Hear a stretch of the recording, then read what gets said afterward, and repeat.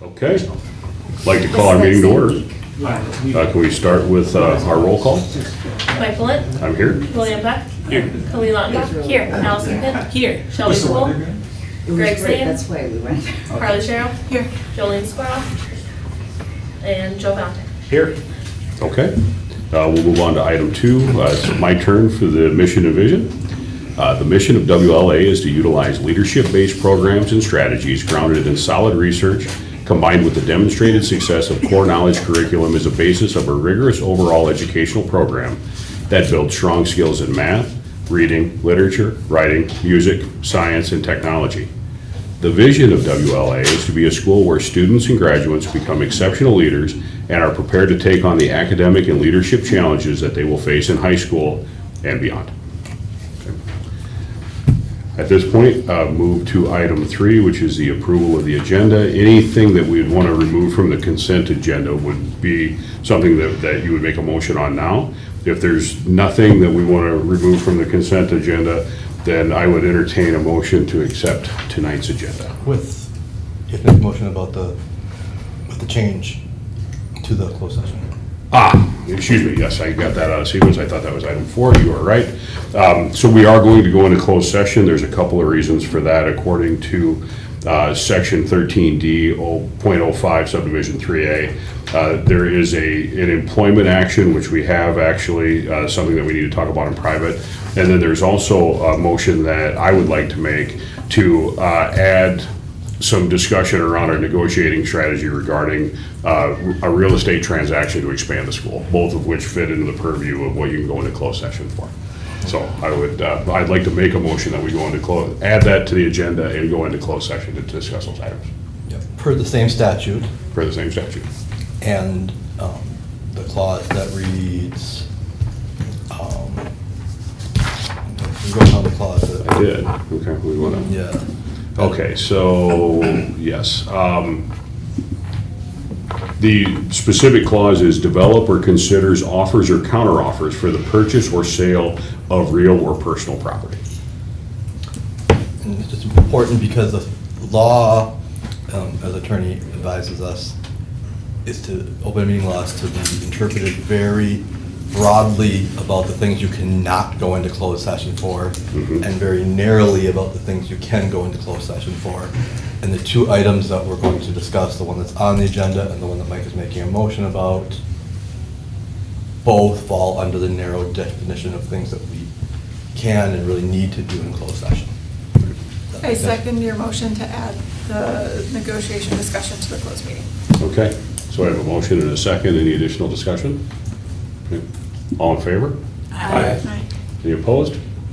Okay. So at that point, we've got our agenda for the closed session, and then, So, what? yeah, so we'll want to approve the agenda, and then we can go into closed session. Yes. Okay. So at this point, I would entertain a motion to approve the revised agenda, and then we'll move into closed session. I think isn't that? That's what you already seconded. You I already seconded made the it. I made a motion. motion to add that. Yeah, So, now you- okay. Now approving, okay. Yeah, so now that we've Got it. So I'll make amended the agenda, I'd like a motion to approve the agenda. I'll Good, motion right. to approve the revised agenda. Okay, we have a motion, is there a second? Okay, any discussion? Okay, all in favor say aye. Aye. Any opposed? Okay, so the agenda is approved, so I believe we can move into closed session So now. then what you need to do is, we need to make a motion to, it's not adjourn the meeting, it is to. Just to close it. Close it. Need a motion to go in closed session before we do. Okay.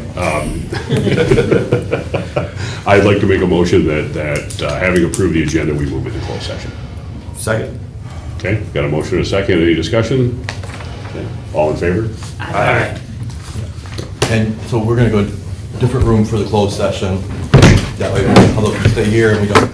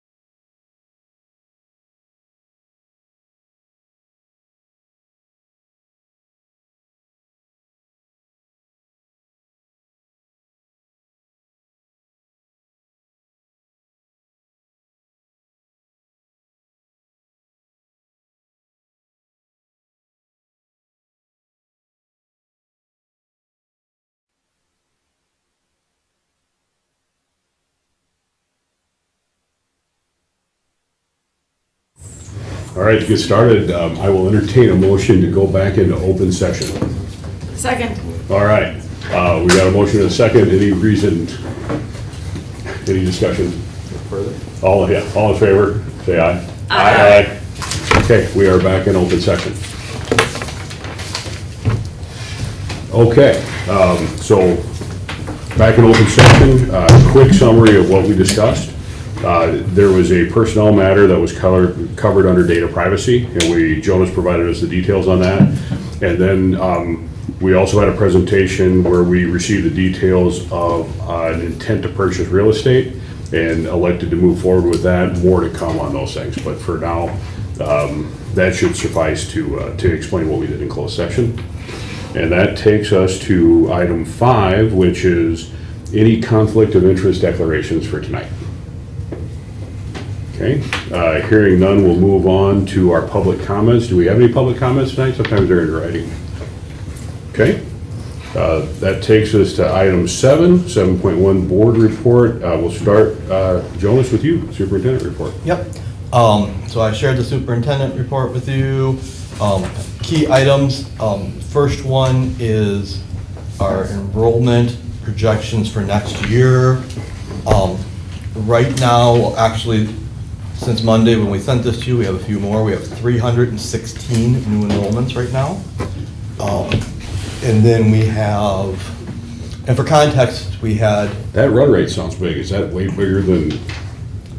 for this point of the year, for sure. Yeah. Oh, yeah. So last year, we added 300 new students to start this school year. And we had 150 students not return, so we grew by 150 last year. Right. But at this point last year, we were all the way through the process with applications, through people turning enrollment forms. We've consistently been about time and a half, at least time and a half, where we were last year at the same point, when we added 300 new students. Okay. So, in terms of our preliminary budget that we're going to look at later, that's based on 1064, we're feeling very confident. There would be 1,090 enrollment spots if each class was full next year. So like 1,090 would in theory be our maximum enrollment, that's adding 9 sections from this year between all the grades.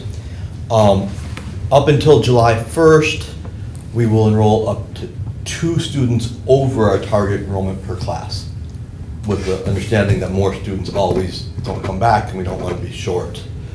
So there's always the possibility of, this year at 7th and 8th grade it happened where at the beginning of the year we were over our targets, right? But only in 2 of the 9, 10 grades. And it's much better to be a little bit over in some places, and then if students leave, you don't have to replace them, than to be short and now more students leave and all of a sudden you're adding 6 or 7 new students to a class through October, November, December, and it's very hard for teachers and students to get the community and culture we want if that's the case. So, Per classroom, per grade, the 2 over. 2 over per classroom. Yes, so for example, we're going to 7 kindergartens next year. Our target class size for kindergarten is 20 students, right? So that would be 7 times 20 is 140. But we're going over by 2 students per class. So we won't start a waiting list till we get to 154. Once we get in the middle of July, August, we'll kind of figure out how the trends are. We'll change that to, we won't add until we're only to 1 over. And then once school starts, then we would. So that's kind of there is some guessing game though, and you don't always hit it perfect. Right. And we're trying to make sure from a budget standpoint, we value our small class sizes, but we're trying to make sure from a budget standpoint and from a culture standpoint and from a transportation standpoint, which is going to be a big deal, trying to not add students over the summer to our bus routes. And we're just kind of in a place we can do that, where if we fall to a place we need to take a new student, if trends continue, we can say our bus routes are set, we have an enrollment spot for you, but right now we can't add more to the buses. You would have to go to an existing stop if you need a bus. And if we're in a place where we can be full even with doing that, that will really help our transportation for the fall. Right. But anyways, we have the intent to return on top of what you have here, which is not I didn't put the students that are intending to return. But with the students intending to return right now, oh yeah, it is, the currently enrolled in that fourth column is the new enrollments plus the students that have told us they're returning for next year. It does not include 50 students that have said they're undecided.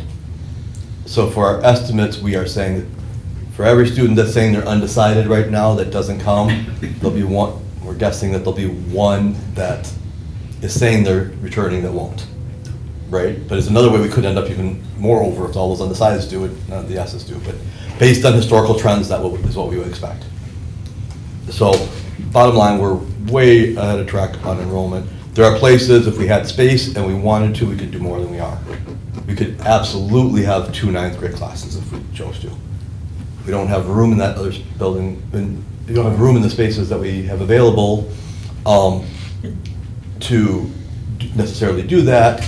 And there's just a lot of uncertainty because when you look at that grade, there are 17 eighth graders that say they're undecided. And so it's really hard for us to predict how many we're really gonna have. And so we've got a waiting list there. But in all likelihood, it would have to be more new students than returning students to have 2 sections. And that's really hard culture-wise. Will you put out the survey again to the families who said they're undecided? at some point? Well, yeah, there's only 50 of them at this point.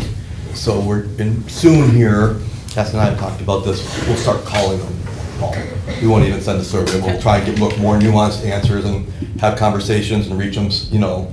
And if they, that way they don't just put it in undecided, well, we can kind of get a feel, yeah, they're saying undecided, but it sounds 90% they're no, you know, they're not coming back, they're just, or it sounds like they probably are, you know, but there's this thing.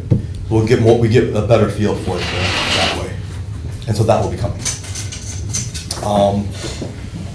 So that's where that's at, but all of this, I mean, you don't know what you don't know, but based on all of the historical trends and data, we're tracking to be full with the 1,090 we have. I mean, there may be a couple grades where, you know, we're a little bit under it in upper grades, depending on how we do things, but as a whole, the 1,064 we use for our budget seems to be conservative, that we should be okay. And so that's important to know. Instructional leadership, we're getting ready for MCA testing. We're doing some additional intervention groups, particularly in math, to really try and ramp up getting ready to it. We have, based on some licensure pieces and some things we're working on in the schedule next year, we are adding a family and consumer science specialist position for next year. It appears that now, it says in the update here that that's grade 610. Of course, this is emerging so fast, and at this point, that looks like that will just be 6th grade. But a big change in what we're working on, schedule-wise, and working with our specialists on, is being able to, one of the big challenges around with our specialists, and that's been a big frustration for our specialists, is that it's really hard to teach grades K through 9, K through 10. Can I stop you for just a second? Will you flesh out what a family and consumer science person does? Three big, well, cooking, sewing, but also individual finance. Yeah, Personal well, finance. okay. Yes. That's what I thought. I just wanted to make sure it said. Those attend of 3 trimesters, Yeah. and their typical middle school offerings, but we're trying to expand our offerings for middle school. If you know how to cook and manage your money, you're on your way. Yep. And so, yeah, but we're tracking well on the budget. Right now, the one big change under financial management is, you will remember, well, actually you'll see the budget that we are approving tonight, the preliminary budget shows that way everything's budgeted for staffing and enrollment and everything, we're projected to be about $500,000 in the positive. Well, the proposals that the governor proposed Friday afternoon, that we didn't have a chance to really flesh out what they would mean for us until Tuesday, Wednesday, after you were sent your board packet, looks like altogether would, if they go through as they're in the governor's budget, which that's not the law right now, it hasn't been passed, it would mean we'd have about $200,000 less in revenue next year. So fortunately, what we're passing here has enough cushion to absorb that 200 and still be where we need to be for our targets. But we definitely lose some cushion with that piece. And so that's just something to be aware of. And the governor's proposed reductions may or may not pass. They were in Senate hearing today, was discussing them, with presentations from MDE and different people. A lot of push in the charter school world to push back against some of it. And so that's just to be aware of, that is a changing piece this week. There's a number of pieces since I wrote the superintendent update Monday that have changed with the enrollment. And the biggest changes really get into item number 4 here, human resources management. On Monday, I said we have currently hired 6 new teachers for 2025-26. We now have hired 10 new teachers for 2025-26, and we have 4 additional offers out. So realistically, we're looking with our growth and the expectation that there's always going to be a few teachers that turn over. We're optimistic that it's going to be real low turnover this year, based on what we're hearing from teachers, and we're hoping that holds.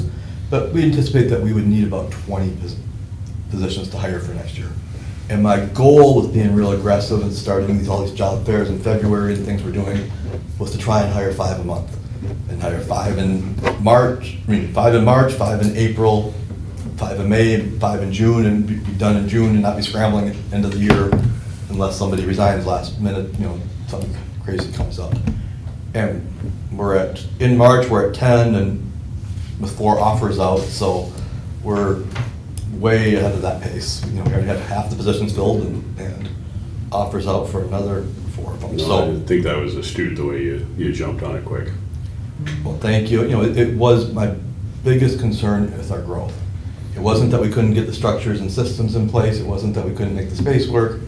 It's that it's a lot of new teachers and there's been a teacher shortage, and I'm feeling much, much, much better about that piece now. That's coming together. I think I'd probably say it every meeting so you guys can tell me to pipe down, but it is hire hard and manage easy. So I think that's good. Mm-hmm. Well said.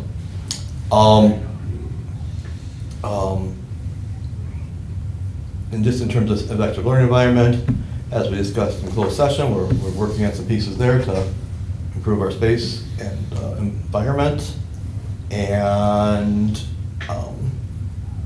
our website, as we've talked about, is up and running, but we're still working out kinks.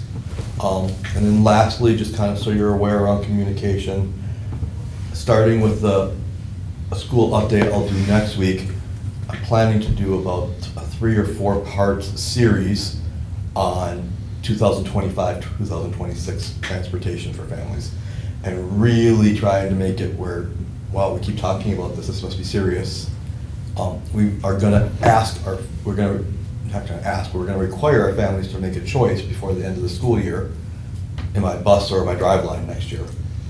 And in that, within that choice, if they choose to switch from driveline to bus, you may come back to, you can go to the closest stop, but we can't add any more stops right now for the reasons we've discussed in terms of that, doing things efficiently.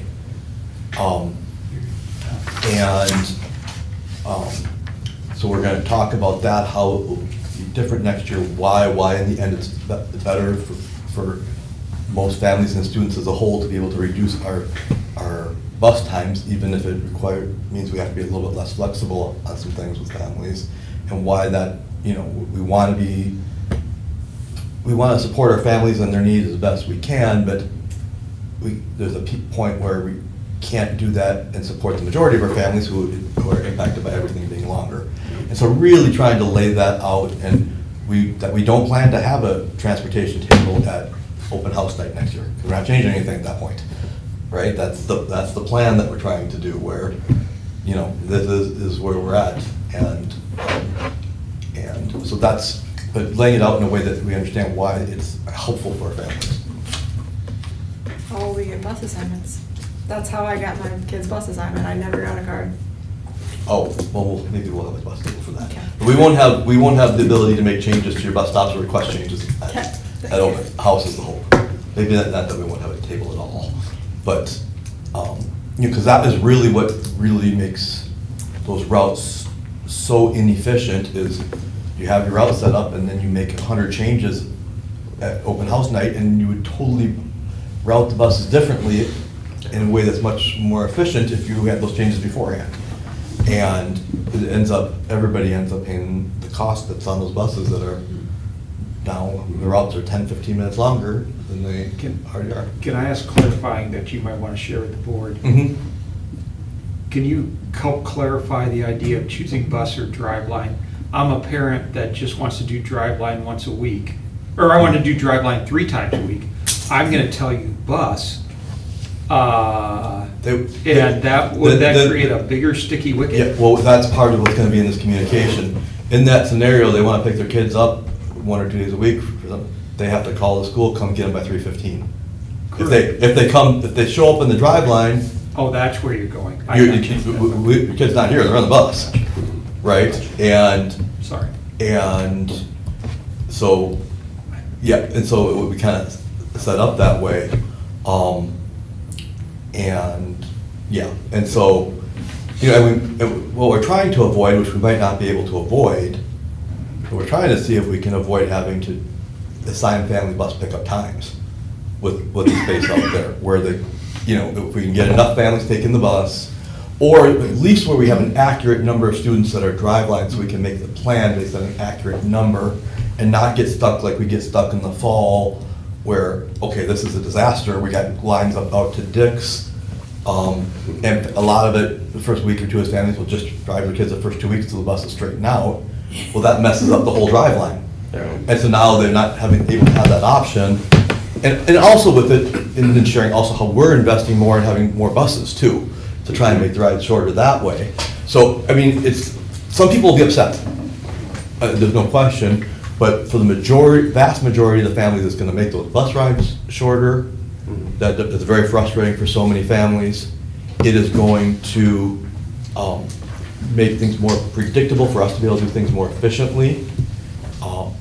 And hopefully it will ultimately have more students riding the bus, which will also help the driveline piece. But there will be people upset that I need to change.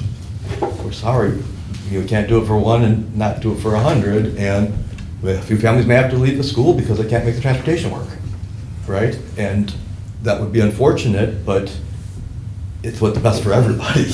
Yep. And we should be in a position enrollment-wise where we can absorb that if that happens with a few families. No, but it sounds like you got a good communication plan. You know, forewarned is forearmed. So Yep. if people know what it is up front, they make Yep. the best decision for that. And it's really, in terms of the communication plan, it's to communicate it over and over and over again the last 3 months. People have heard similar messages in the past that haven't been followed through on, or they skim the one message, but hopefully when it's out there in different ways 3, 4 times, and it's something that we bring up at all of our family events in the spring, and we, you know, have a booth that says, are you aware of transportation changes for next year, and doing things to make it really stand out. Hopefully we'll get to where people aren't as surprised. And there'll be a lot of families in the end, if it goes the way we hope and expect, they'll be really happy that their kids aren't on the bus for an hour and 10 minutes anymore, that they're on for 45 minutes or 50 minutes or whatever it ends up. But there's you know, there's gonna be a feeling from some, especially if they don't really pay attention to all these communications, that we're not being reasonable or, you know, supporting our families. And we just need to be aware that that's coming, and a lot of communications around it is coming. I'm wondering if this is heavy enough that maybe we do a paper handout to youngest or only child or oldest or only child. Yes. Want to do that? Yeah, I mean, we will need a whole, it's not just my 4-part series, there'll need to be a variety of ways we communicate. That's not fully fleshed out, but it's a priority. Like, now that we're getting through where I'm feeling good with the staffing thing, it's the #1 thing on my mind. Yeah, I don't know if it's possible for you to over communicate it. I would welcome complaints that you said it too much. Yep. Would one other spot maybe be helpful? I know there's like a parent Facebook group out there that sometimes, maybe we're already gonna do that, but maybe that might be another place, because it seems like news sometimes can spread there too. The hope is that with communicating these ways, it will get there. Get in there on We its try own. to not be associated with it at all. I don't have access to Right, it. yeah. And it's supposed to be a place for parents to go, you know, Yeah. and support each other kind of thing in theory. Right, right. But yeah, I would encourage staff members that are also parents in that group to Yeah. forward things too. And my assumption is the way we're gonna communicate this, it's gonna be a It's hot gonna- topic. it's It's gonna gonna be a be hot there, topic yeah. on there anyways, but, you know, Yeah. we'll see. Yeah. Cool. Good enough? Yeah, okay. Are we, do you get to finish your report there? Yep, that was the last one. All Yep. right, so we're on to 7.3. Who's doing the financials? Are you pitch hitting for Jolene tonight, Jonas? I'm happy to. Okay. I wasn't prepared to, but I'm happy to. I mean, really, if you go to our financial reports, the main things, if you've had a chance to review them, is when you look at the percentage of the school year that these reports are through, which is the end of February, is 2/3 of the year, 66.67. And when you track our, state revenue, it's right on track with that. When you track our expenditures, our total expenditures are at 64.3% right now. So again, we're tracking in both places.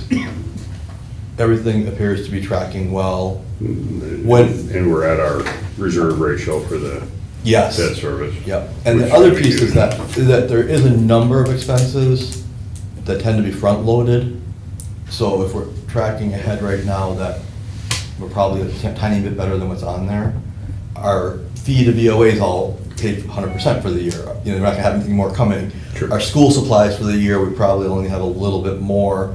So if we spent 90% of it right now, we probably would be on track to be within our budget. Items like that you tend to spend up front. So, and then when I go through and look at with Dustin what we spent per year, particularly when I go through each of the items on page 6, this kind of lays out the majority, and I go through each line and I'm looking at where do we think we're gonna maybe be over here? And there's very few places where I think we're in danger. And the places where I think we're in danger of going over, there's other lines where it looks like we're gonna be under by more than that. So unless there's things we're not seeing or expecting right now, we appear to be tracking to maybe be just a little bit better than what the budget says overall. Yeah, no, the numbers look good. Yep, and we're at the revenue side is based on your enrollment. If our current enrollment, what it is today, stays the same between now and the end of the year, our average daily membership will be 881.5 students, and we're budgeted for 882, so real close. We're getting 2 new students next week. So 2 new. And so 2 new students for 12 weeks, if we don't lose anybody, that's, comes out to almost half of an ADM the rest of the way. Okay. So it's almost right to the 82 exactly if that were to hold. So everything's tracking well. I think. Yeah, I think that's, Is there questions about the expenditures? And as a reminder, since I'm kind of leading this discussion, one of the things that is good practice when you go to the board trainings, and yeah, I'm sucking up a little bit because the OA's here watching us and saying this, but when you go to the board trainings. Subtle. Yeah. That's not my strength, I guess. But one of the things they'll say is you look at that supplemental and you look at the specific expenditures and make sure that nothing jumps off the page, like what are we spending this money for? mhm. And this would be the time to ask questions, like, and I have the other document open, not that one, but on the 2 documents, you have the financial, and then you have the supplemental report. And in the supplemental report, it lists all the specific payments. And so that's always a place as a board member to do your oversight role. You would just look and say, is there anything here that, why are we spending this money for this? And you can ask the question, and most of the time I'll have the answer, and other times I'll say, I don't know, but I will find out and get back to you. I can't say that I know every single expenditure on here, exactly what every single one is, there's a lot. But that is how you perform your, that's part of the oversight part that you do. So is there any questions about any specific expenditures? Great, they all look good, okay. Okay, So all that's my right, finance report. excellent. So at this point, we'll entertain a motion to accept the finance committee report. Second. Okay. And approve the financial statement. I'm sorry? And approve the financial. Oh, and yes, approve the financial statements and the minutes. So I'll motion to approve the February financials and March committee minutes. Okay, so a motion, is there a second? Okay, all in favor? Aye. Any opposed? Okay, we'll move on to Joe Valentine and the Governance Committee. Yes, so we met for the governance committee on Thursday, March 20th, and went through quite a bit on that. We continued the 400 series for policy 410. We just updated the last review date, so just kind of some housekeeping with that.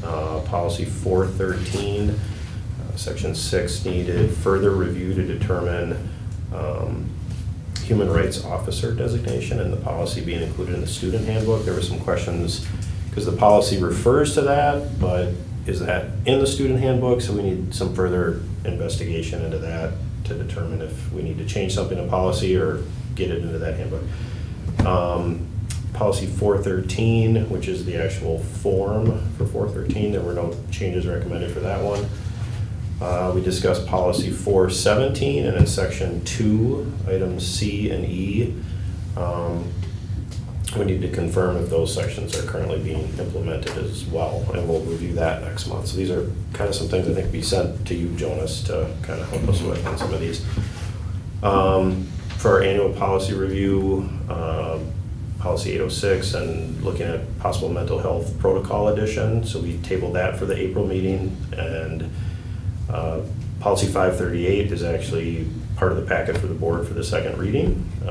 We added some additional verbiage per the VOA, and so then that was sent here for the board for the second reading. And then we decided to send some link samples to Jonas as well for the gift giving policy and review that again in April. So we found a couple examples, like with St. Paul Schools and Pack Charter School, just to have some ideas to see what might work for that, as well as the facility naming policy.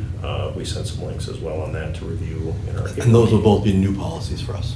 Yeah, those would be brand new policies for us. So we just found some examples that maybe can help us come up with a draft and go from there. We did discuss as well a transition with the new governance committee chair, as Rich will be stepping down at the end of that, so we'll have to look into that as well. And then for our future discussions, we're going to continue on the review of the 400 series, annual policy reviews, a cheating policy, policy 540 for the physical education uniforms, new student journalism, new library material policy. So we have a lot to discuss. And we're set to meet again on Thursday, April 10th at 5 o'clock. Anybody have any questions or anything on the governance committee? Okay. All right, hearing none, is there a motion to accept Joe Valentine's Governance Committee report? And, oh, never mind. I'll motion to approve the March governance committee meeting minutes and enter policy 538 into second reading. Okay. Got a motion, do we have a second? Second. Any discussion? Okay, all in favor? Aye. Any opposed? All right. On to my part, it's going to be really brief tonight because we talked about most of this stuff. From a facilities committee standpoint, it's really the stuff that we discussed in closed session. That's where all the detail is. So if there's any additional questions we'll cross that bridge when we get to it as we get more detail. So I think that takes us, do we have 8.1 tonight, Jonas? I've Yes, never met Paula, is she here? She is. Excellent. Before you do that, are you supposed to do the motion? No, that one doesn't need one for. That was, I've never okay, understood. okay. Yeah.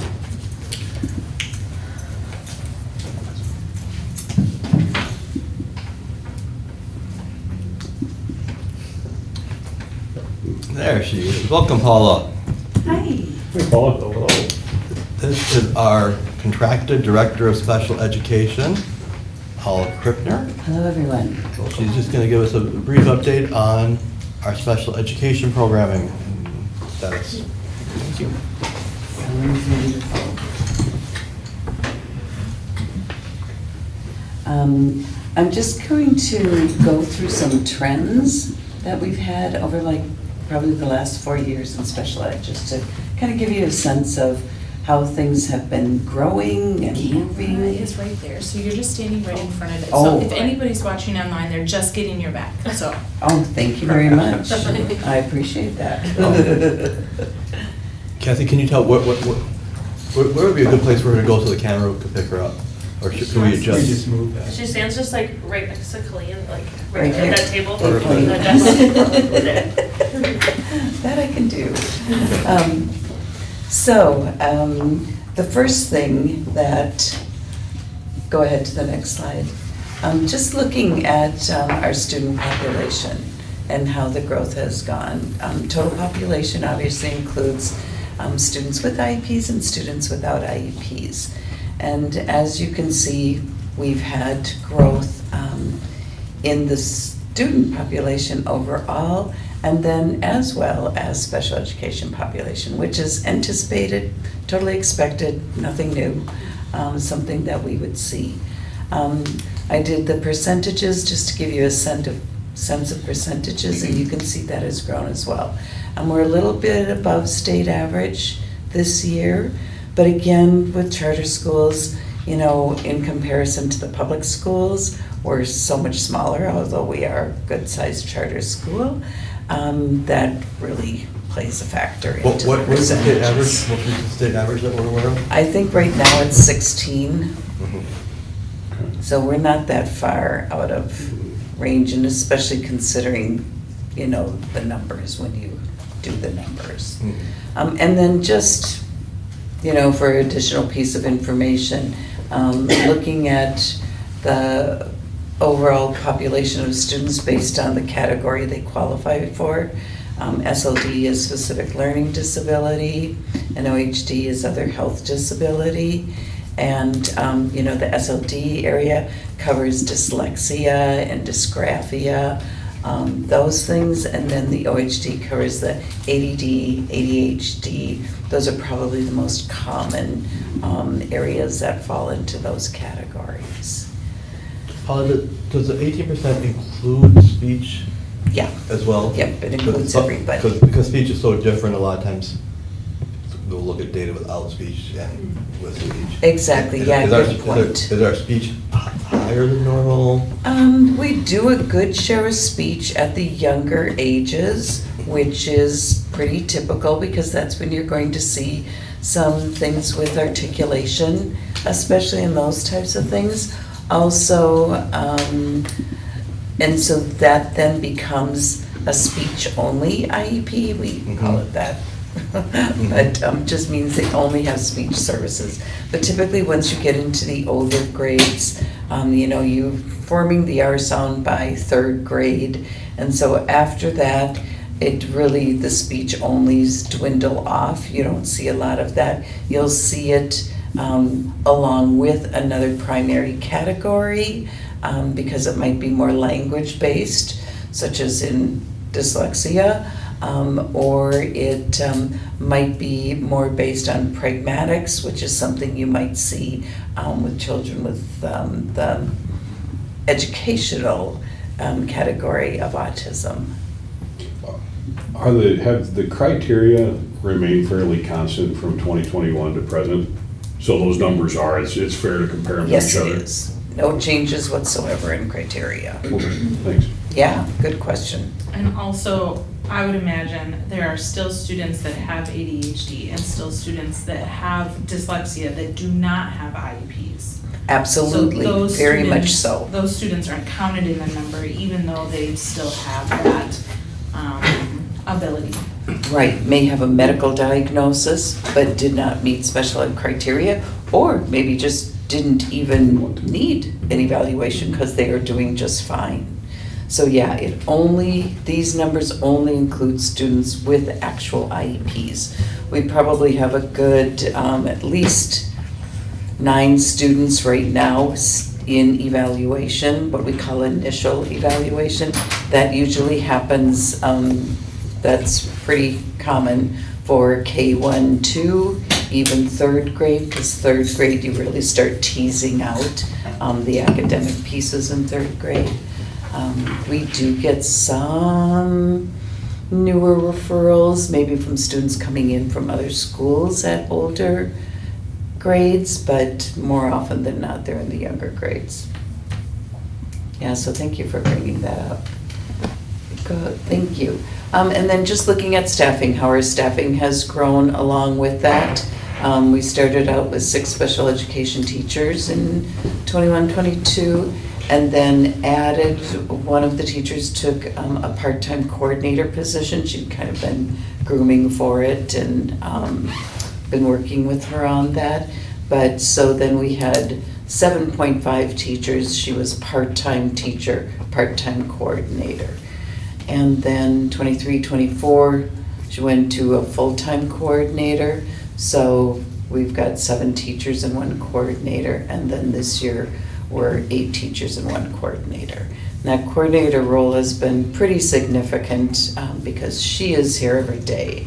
And I'll talk a little bit later, I'll go into it in detail a little bit later, of the supports and things that she provides daily for all of the staff in a number of different areas.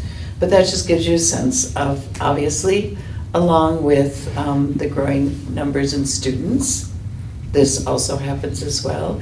And we do try to keep our caseloads, you know, the number of students that every teacher works with. They've been hanging out around 18 or so, 17, 18, some of them are even up to 20. The lower grades, we try to start out the school year a little lower, around 11 or so, just because we know we're going to get referrals, and we know by the end of the school year, they're gonna be pretty close to 18 at that point in time. Thanks, Cassie. And then paraprofessional staffing. Obviously, the paraprofessional staffing grows as well. 21-22, we had some students with some pretty significant needs, so that's why you see the discrepancy there in numbers.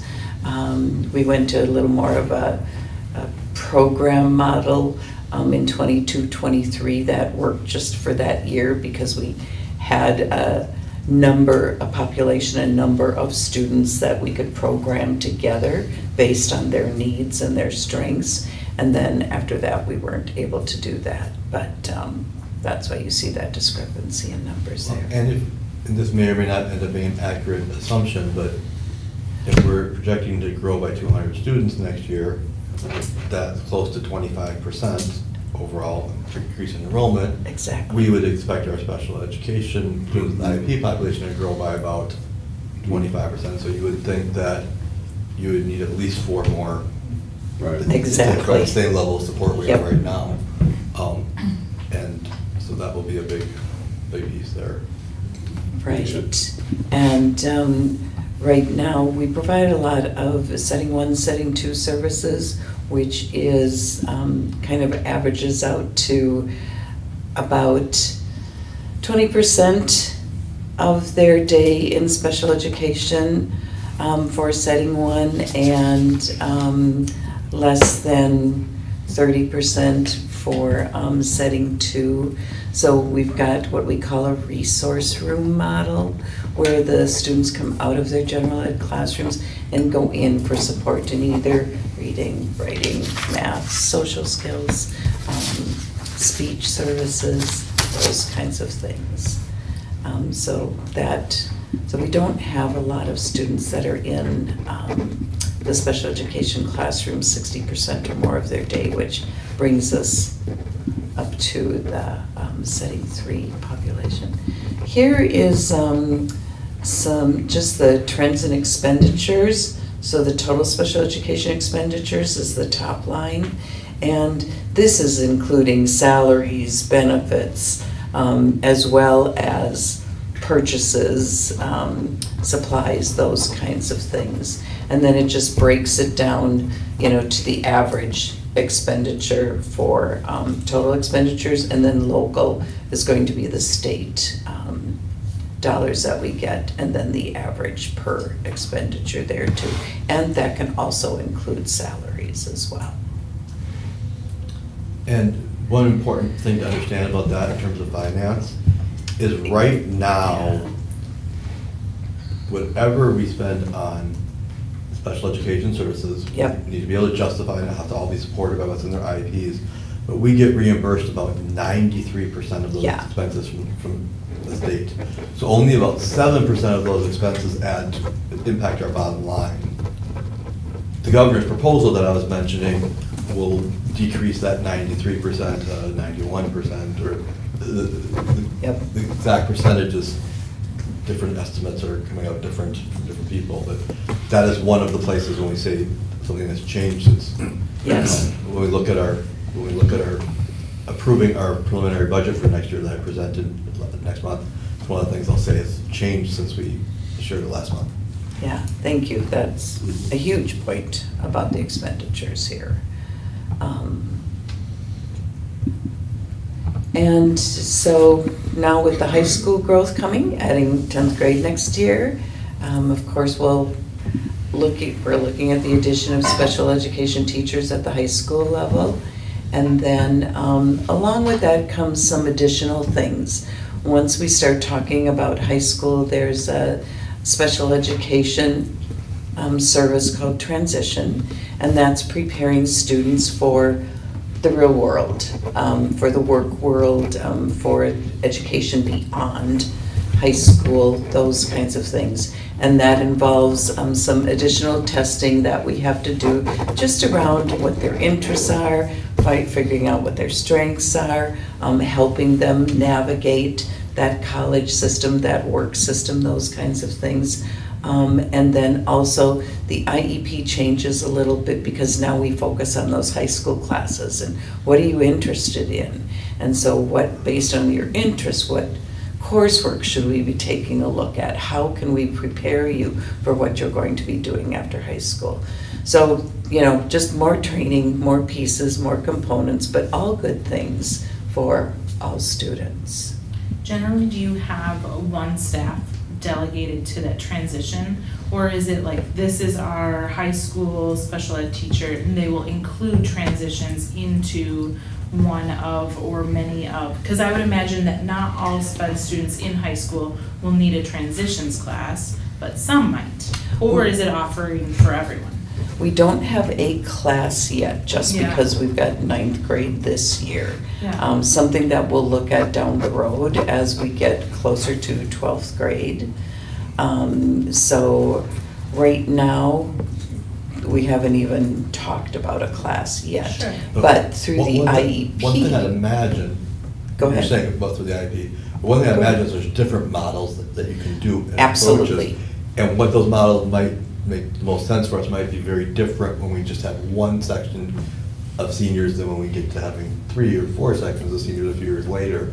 So it might need to change a lot from what you started, right? Exactly, and I was just gonna say, based on the IEP, we look at those needs, and then we can structure those courses, because that's really what we wanna do.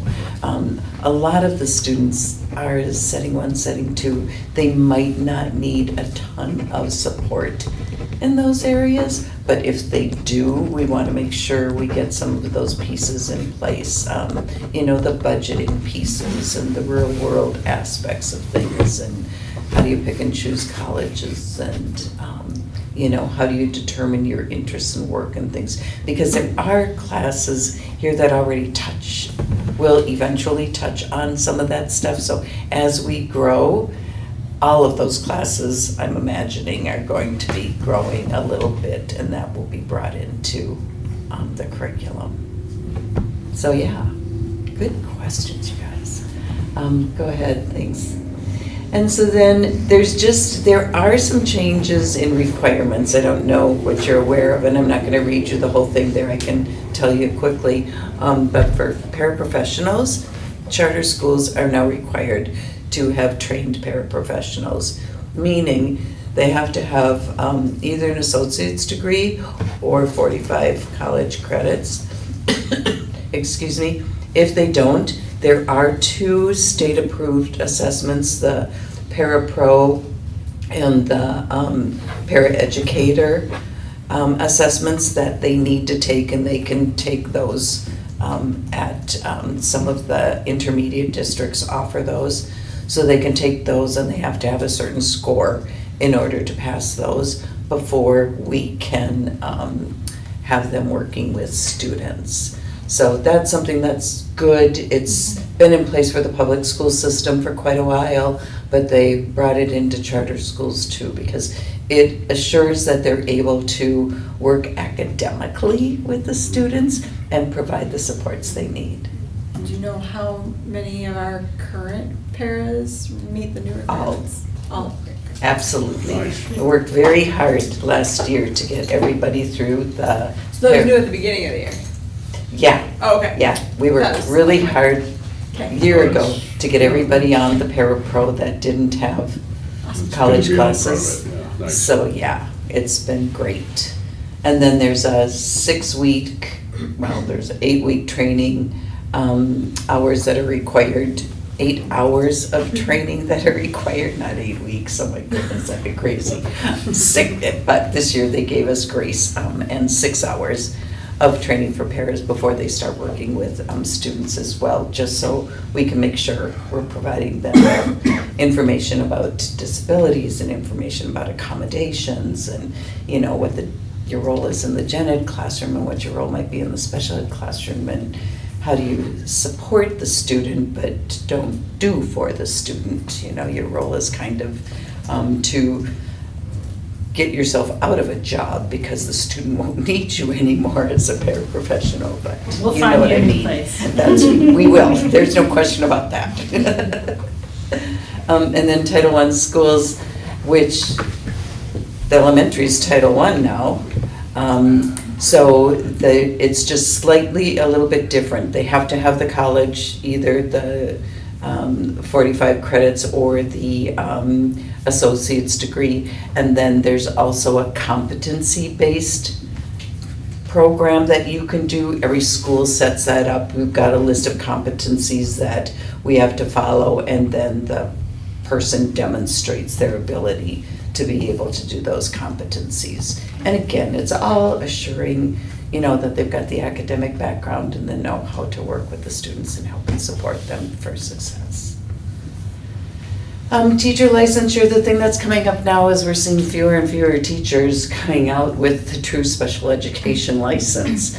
So as a result of it, PELSB, our department that approves teacher licensure, put in place what they call an out-of-field placement or out-of-field permission that authorizes teachers that hold the different tiered licenses to teach out of their field, outside of their field. So they've got that teaching background, but they weren't trained in special education.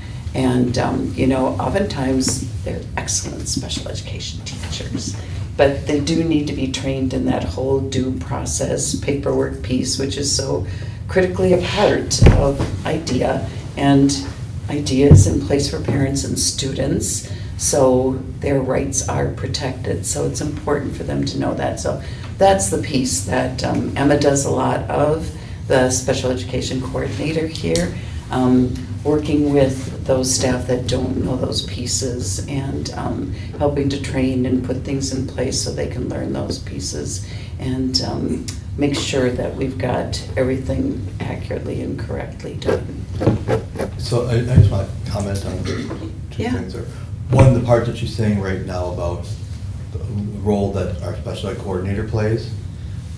To put it in simple language, she ends up having to do a lot of paperwork compliance pieces that normally a licensed special education Right. teacher would be doing.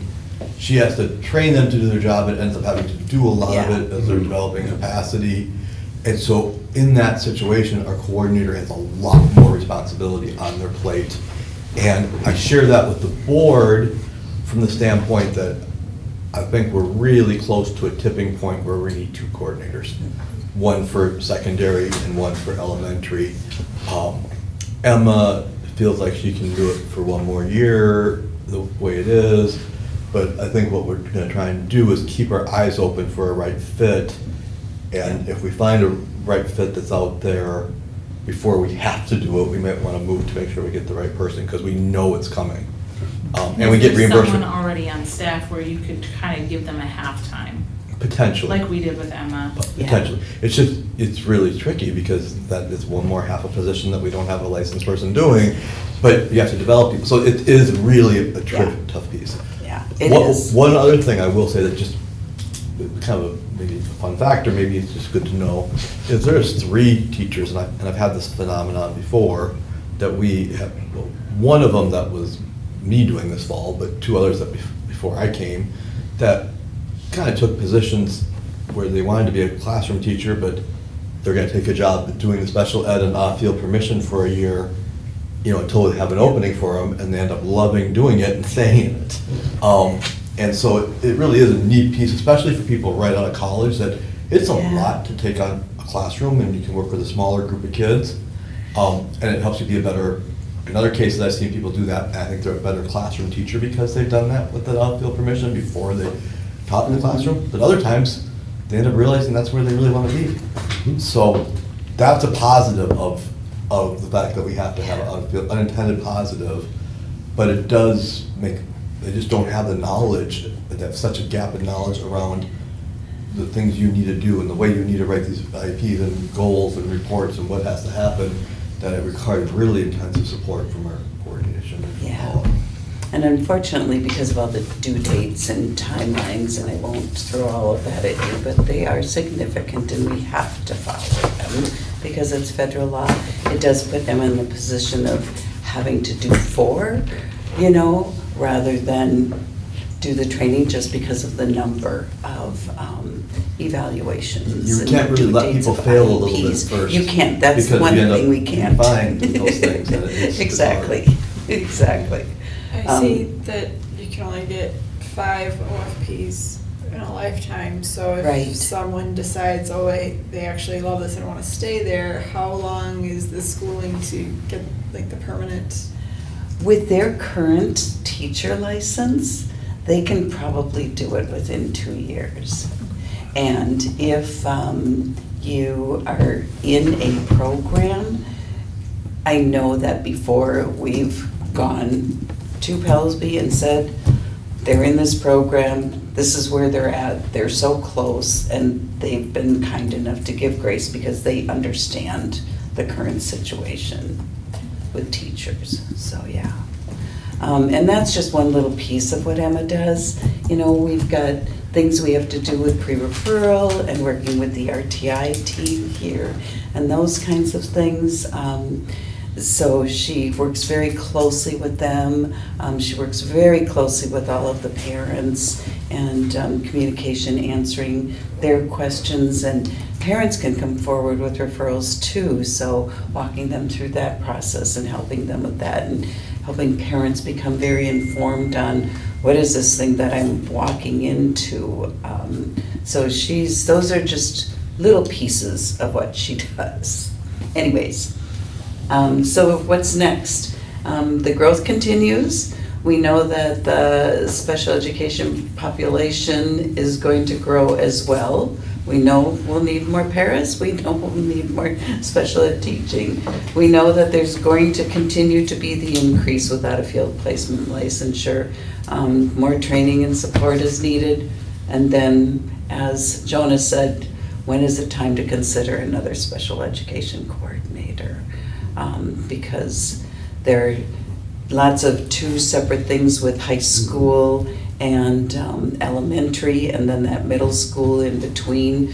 We do some beginning transition things at that middle school because those things have to be in place during 9th grade. And rather than saving it all for 9th grade, we started in 7th and 8th grade when the evals are due, so we can kind of spread it out. But yeah, it's great news because it's growing and it's wonderful and exciting to have the population grow and increase, but along with it, in special ed, just like general ed, along comes all of the staffing components and the training and the supports and all of those things too.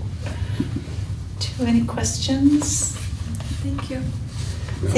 Thank you so much for your time. You bet. No, it's always nice to see you.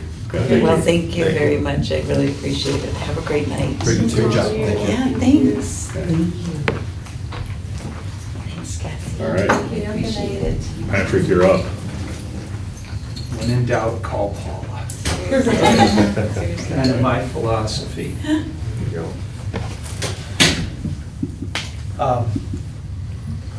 Thanks. What do you want to know about the grade school now? Joyous chaos. First of all, I want to say, from a higher level, you know, this school has a great tradition of protecting class sizes and common preps. And that's kudos to everybody that's been on the board in the history of this school. Because the first thing to do when we need money is to raise class sizes. As we know, that's not a good, best service for kids. At the same time, I want to also tonight recognize the staff outside of the classroom. We protected class sizes, right? This young lady right here is recruiting student information systems, and that number has gone from 200 to 800. To 1,100 next year. To 1,100 next year. So I want to honor, when you see the people, I'm asking the board, when you see those people outside the classroom, really take an opportunity to thank them. Cass, I'm making you blush, I'm going to keep doing it. Kindergarten Roundup, anybody go to Kindergarten Roundup? Fantastic, huh? It was fantastic. I think we ended up with 118 families here that night. And to not only have they enrolled, but that many people show up for a Kindergarten Roundup in March is incredible. So thank you. Thanks everybody that did that. So we're excited. Jonas has gone through the enrollment, so I won't go through that. I do also want to share another community building event that's been new this year and was started really, I just kind of actualized it.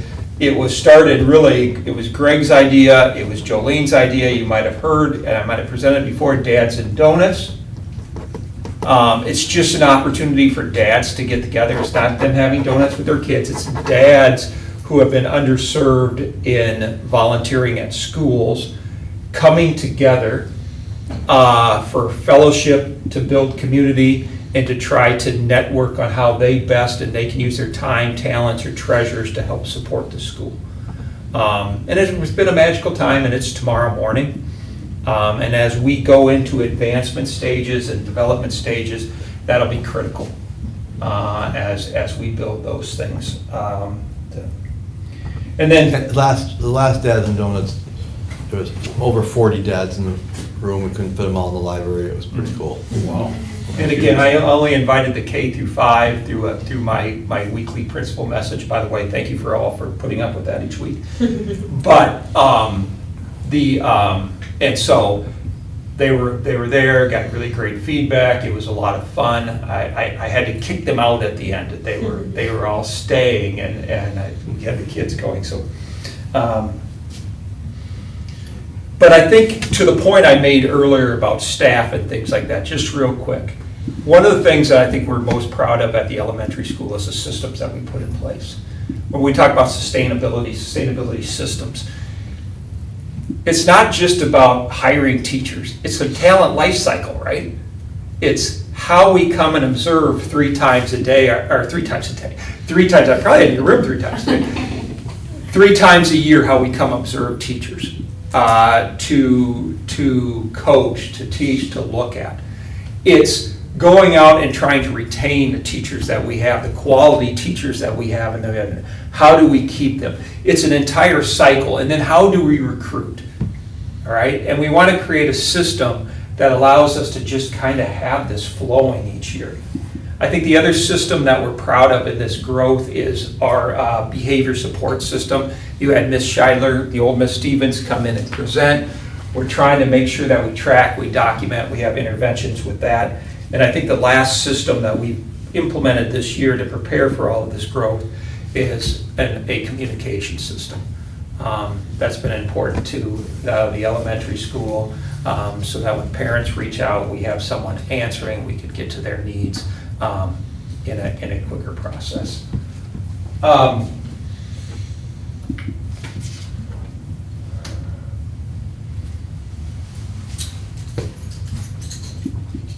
Anytime, come take a tour. You know, I think this is one of the things as parents, you know, we have tours here for new students. Call me, set up a meeting at any time to talk to me if you have any questions about what's going on and to just walk and see. Come eat lunch with students, take a look. It's the wildest time, it's the time we're most exposed, but I think that's the time where you just kind of get the one chance that the kids get to talk and express their energy, and it's there. But You can attest to that. You have come. yes, here much. Joe, We survived it, yeah. and you survived the lunch, which is great. That's awesome. Thanks for putting up with all of us, board. And that's all I got unless there's some questions. Thank you. Yeah, thanks, Patrick. Thanks a lot. Okay. 8.3, it's election season, and we've got a great outline that lays out the whole process. But there are a couple of action items that we need to put together tonight. And before we do that, I'm gonna call your attention to page 2. It turns out my name's on it, my seat is open. I just want to let everybody know I'm not gonna be running again, but I've greatly enjoyed being on the board, so, enough of that. Not accepted. Yeah. Disapprove. So, yeah, there's a famous quote in history that I'm nowhere near this person, but said, if nominated, I will not run, and if elected, I will not serve. Lyndon Johnson. No, that was William Sherman, but Johnson said something pretty similar. Yeah. But anyway, we'll do history lessons later too, because the clock on the wall is spinning. The action item that we do need to deal with now is to appoint 3 election officials from the board, right? And then they take over from there with April? You don't need to do an action on it, but we just need to specify who's on the election committee. I'm one of them because I run the Okay. national election. And so, I mean, last year, a lot of it I just do it myself. So sometimes it's just helpful to have a couple Okay. people to. Who was on last year? I think it was just me, Kathy, and Nicole Stevens. Okay, So, Do you just need volunteers? yeah. Can I be on Sure, it? yeah. too? Okay. absolutely. Ideal to have teachers, because you're in the building Yeah. with this So stuff, I can so. easily talk. Okay, somebody that's not up for election, so. Super. So if we matched last year, it would be you, me, and Colleen is the 3? Yeah, and like I said, you guys really won't do much. It's just kind of helping bounce ideas. Do we need a motion to approve us as a committee? We don't need that, okay. Okay, And then I just wanted to draw attention to the timeline, so April 24th is when we'll do the call for the nominations, and then they have a month to kind of self-nominate and turn those in. So we'll send out that communication on April 24th. okay. Is there anything else that we should be talking about as it relates to elections that we haven't covered, or does that, it sounds like that settles it for now. Yeah. It looks like there's a community seat, a teacher seat, and a parent seat, so one from each. How are you making the calls to the community? So there's a flyer that I can share with you too, but it's kind of like similar to the first page of this, that you send out to all current staff or families and everything like that. And then also during the board meeting, you announce it too. The community And wants you the put hard it in our pieces. website to it. Yeah, and then you can put it on the website too. It's kind of hard reaching the community sometimes, so, but. And the only stipulation is that you have to live in the state of Minnesota, or what other things for the community? I believe you just have to live in Minnesota and not be related to like a staff member. Okay, Yeah. okay. And a teacher is only, and somebody who's actually teaching on the Mhm. school, to even somebody with a teaching license who's in a different role, like a principal or a Para? para are not eligible for that role by statute. But could the para then be a parent if they, okay, If they work in the school, they can't be a parent member either. okay. And if the community role is not filled, then can the board still run with that open community? Like, because, I'm just asking. If because the it community is doesn't happen, then the board can, as soon as we can have a process, and as soon as we find somebody willing to fill a seat, the board can appoint the person. But if there's more than one person, then you'd have to have some kind of process to determine how you would choose who to appoint. I think we ran for a while where we didn't have a full board. Yeah. We were always short at least one community. Yeah, this is the first seat time we've member. had like 3 community It's, in a while. See, like you can't leave. well, it's governed by your bylaws, and if I'm remembering correct, and I'm not getting mixed up with my old school, we could go look, it's on our website, but I think ours says like a range of board members, like, I think it gives more There's something flexibility. in there about some flexibility. If you Yeah. don't- If you're one short, yeah, I can't remember exactly what it says. I've read it. And whoever's on the committee, so me, Colleen, and Cassie can look at that, make sure we have a handle on that. Did Greg take over a seat that was going to be done? Like, so he only took a year seat? So he was appointed Ryan Sheik. to fill Ryan's, Ryan yeah. Sheik's seat when he resigned from the board this fall. So that seat. But this was his last year of his term, so the appointment was only for the remainder of the school year, and now if he wants to, yeah, he has to run for that seat. Okay. And I was Got it. appointed last summer when he shifted to community. So I'll be up Right. next year, even though I've only been. Because my kid wasn't in the school Yeah. anymore, so I had to flop over the community.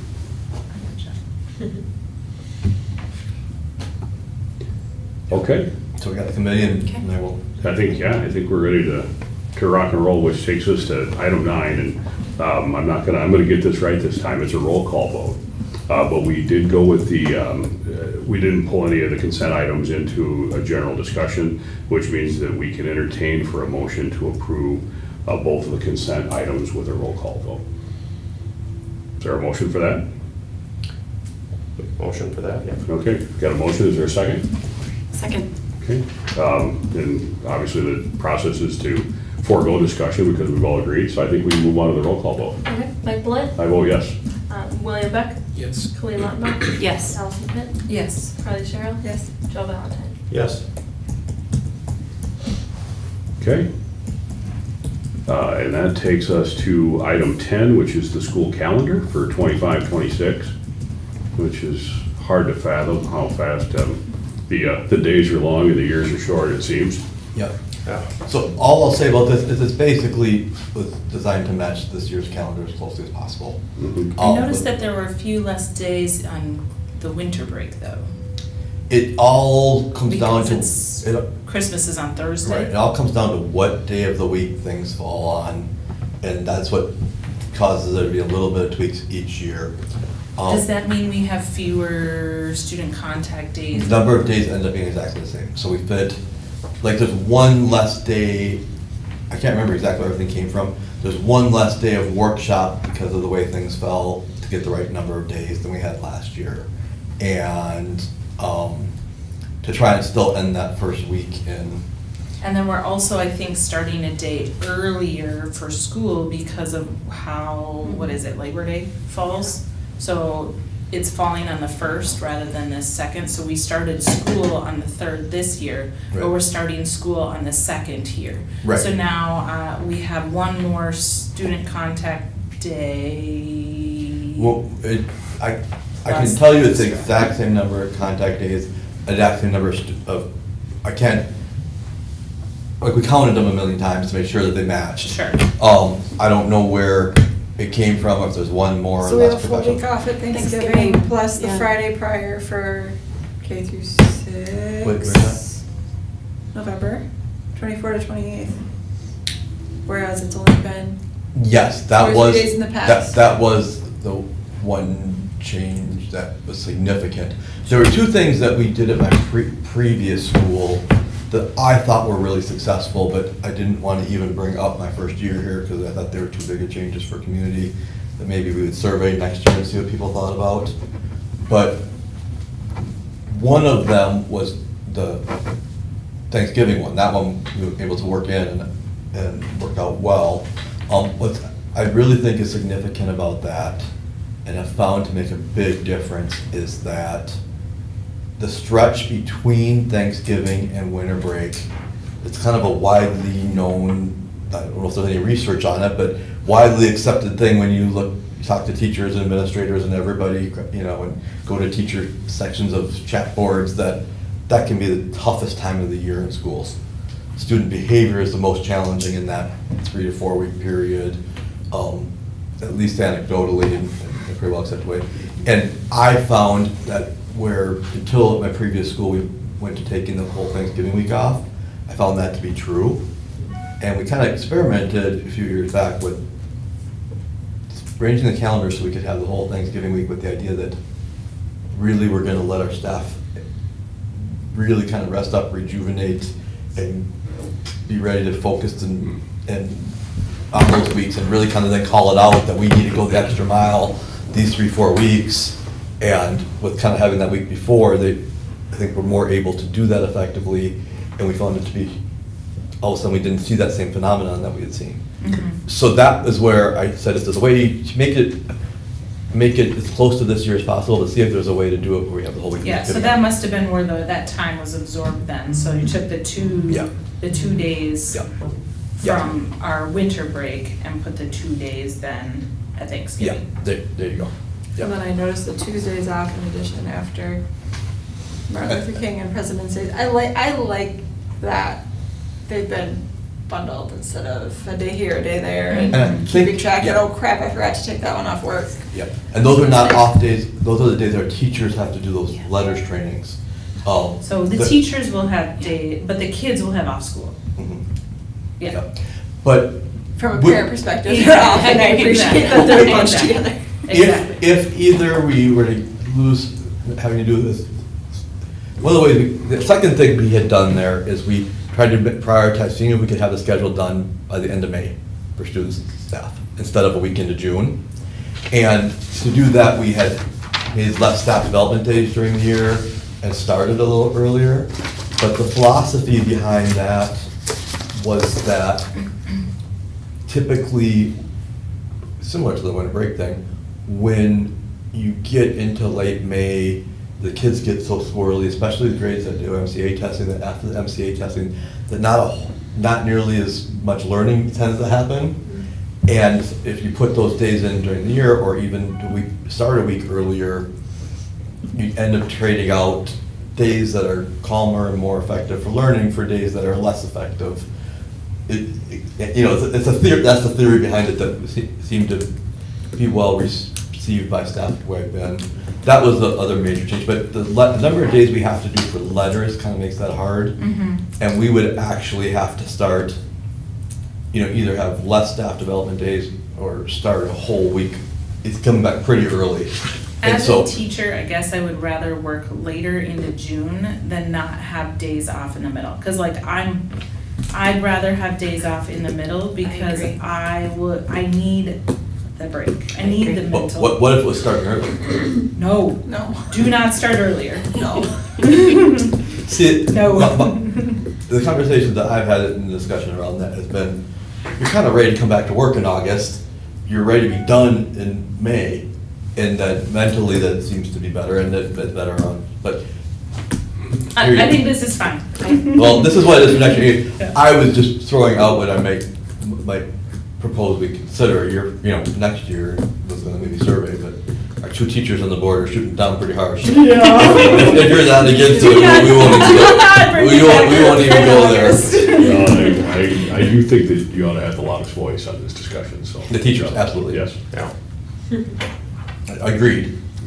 But I will say, similar conversations with teachers previously had different, so I wonder if yours is definitely what the majority would think or not. I'm curious.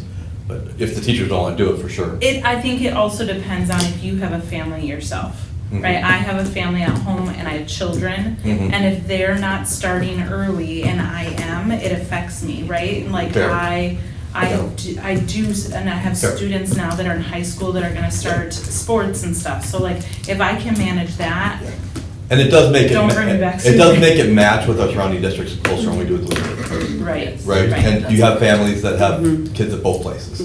So that's another big, big Factor. factor in, Yeah. that would be on the side of keeping it the way it is. Or even the support system of like Yes. a friend and I, Yes. like, I have a friend whose Yeah. son's at Nuevis, and then so we take days off and take turns, who's got the kids. So now the parents don't like the idea either, so maybe it's not even worth exploring. So, Labor Day. yeah. Well, I have a lot of ideas, they're not all good ones, but. I have a sister-in-law that teaches up in Piers and up in Little Falls, and they don't have a spring break at all. And they have a problem with parents then just taking off Yes. a time, and then Yes. kids are missing Yes. school. So like, it's really hard, like, people are gonna take off when they wanna take off. However, if there is a scheduled spring break, that's nice to have, but they took away spring break so they could get off Yeah. before, like, 100%. in May. But then now, they're not even getting off in May, and they've built in extra days, so it's like, well, what would you do Yeah. that for? Well, the reality, I think, in my opinion, is that what's best for, it really depends on your individual family situation, right? For both as parents and teachers and everything, and what's, some would think is way better, others would think is way worse. And it's kind of not dissimilar to the transportation thing we're talking about. Way we're gonna make the changes to transportation for, in my estimation, and based on all of our research, is for the vast majority gonna make things better. Mhm. But it's gonna end up making things really a problem for some others, Right? right? And there's no way to, whatever you do, Can't not make gonna be best for everyone everybody. Right. Yeah. And you have to make the best decisions and weigh all those factors, and, so, totally good. And I'm not, it doesn't matter. It's not a big deal to me, that whole thing. The biggest thing actually for me that I think makes a huge difference, the Thanksgiving thing, I think is really huge. Yeah. And I think being able to do that and improve that, I think the teachers will end up, my experience has been, in addition to that being my theory ahead, is that will be something that will come to be really valued by teachers at that stretch of the year, so. Okay. All right, that's a good discussion. Anything additional on the calendar?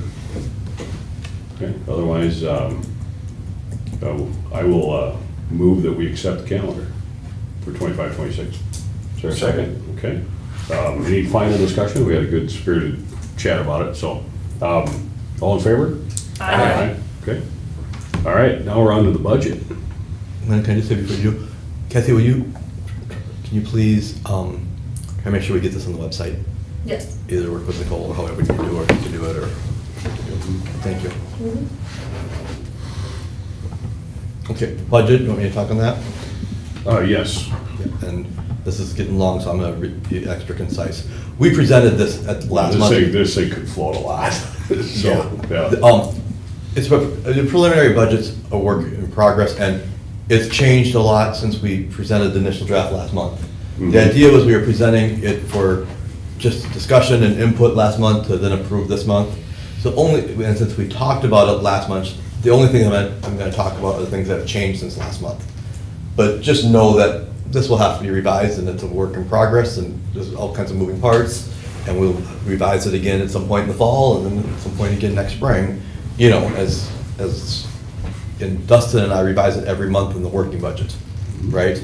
But the big changes in here, one, we increased the ADMs because we determined we were gonna have one more section than we were going to have when we presented a month ago, which also meant that we increased by, I believe it ended up being one teacher and one non-licensed staff member. Okay, to weigh that out from last month. And then we also adjusted the projected revenue. Last month, it was projecting that we used the minimum that the basic formula could increase, which was 2%. And we got information, from MDE that the way they passed the law a year ago is it's a minimum of 2% up to 3% based on inflation and the calculation they do, and they're able to come up with the calculation and say it's gonna be 2.7%. So we use that new number for the increasing the revenue.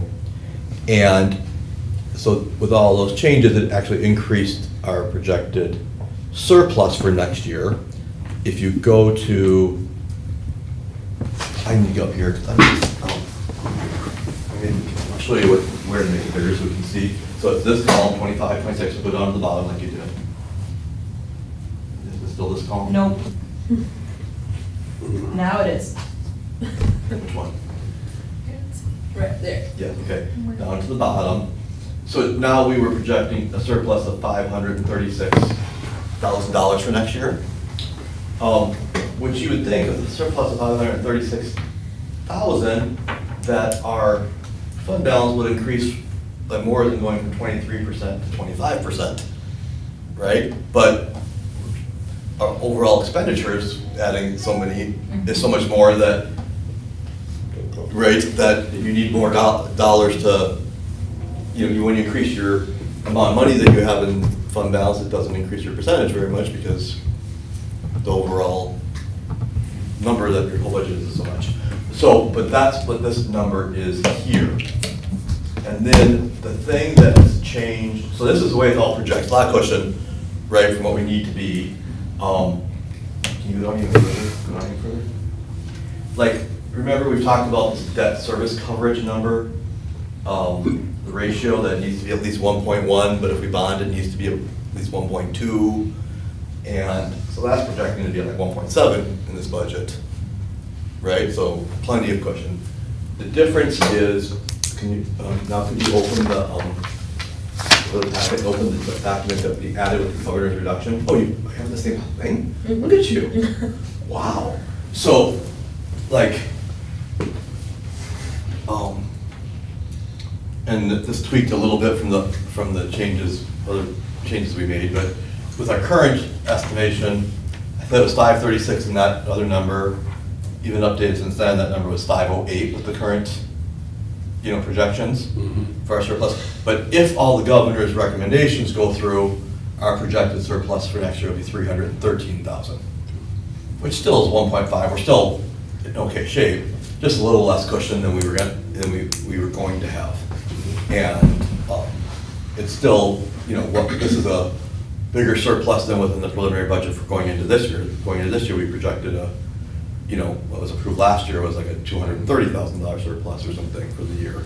And that should get finalized, sorry to interrupt you, that should get finalized at the state level sometime this summer, right? Isn't that how their normal budget cycle works? Unless they have to go into special session, it would be before Memorial Day. Okay. Right? So I'm just kind of assuming that's gonna happen. I think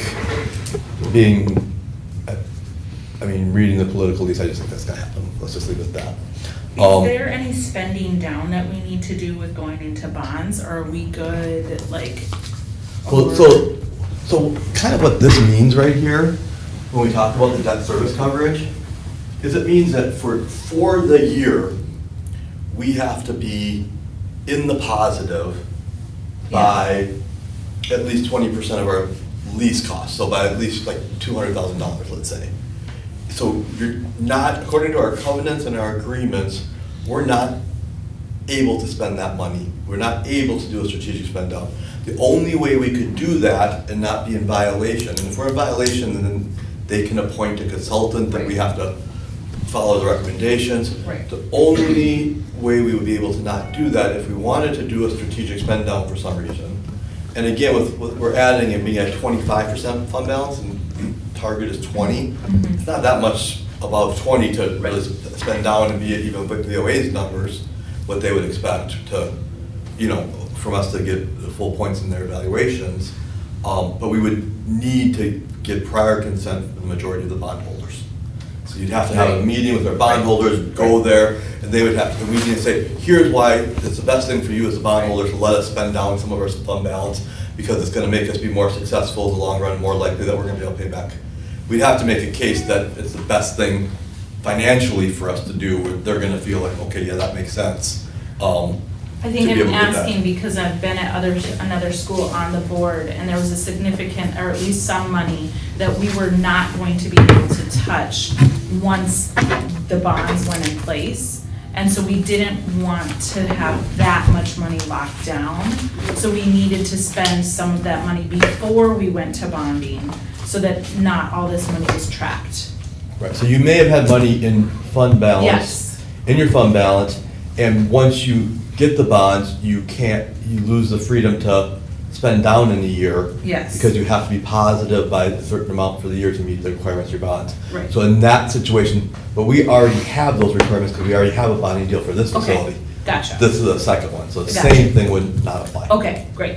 So we bought a ton of furniture, so I didn't know if that was gonna be the case. Like, we have to go and start making some purchases, but that's not the case here, so. No, I would say that this spring, if we get really close to the end of the year and we're projecting to be, enough significantly over the targets we need to be at for this year, it may make sense to, in late June, spend money on furniture for that facility, because, Before July 1st. but we have to be so careful that we meet our targets. Right. And that we're not missing Right. something, that we wouldn't make that decision until mid to, third week of June, like, yeah, we're gonna be $150,000 over, and there's nothing that's gonna jump out of the woods at us now, let's spend $100,000 on furniture.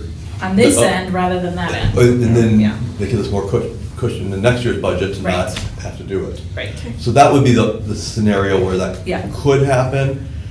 It's my first year here, my first year through the budget cycle, I'm trying to be extra cautious about things that I might not know that pop up at WLA that haven't popped up in places I've been before.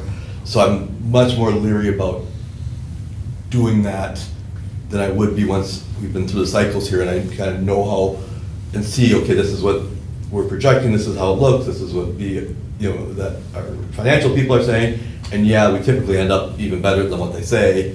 I start to see that trend, then I'd be more comfortable, but we'd have to be pretty confident that we have cushion mid to late June to feel like we can, for me to feel confident recommending doing that, if that makes sense.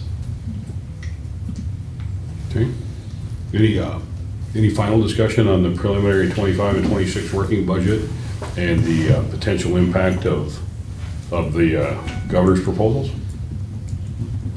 Okay, then I'd like to make a motion that we accept both pieces of that report. Second. Okay, there's a motion and a second. All in favor? Aye. Okay. Opposed? Item 11, one thing I'd like to discuss for that is discussion next month on performance management and the board's role and oversight of that. That was something that came up earlier that, I think it's good to revisit some of the, some would call it swim lanes. I'm not sure that's more of a business term. I'm not sure, might apply to education about, who's responsible for what as it pertains to performance management. And then item 12. You've seen that for next month? Next month, yeah.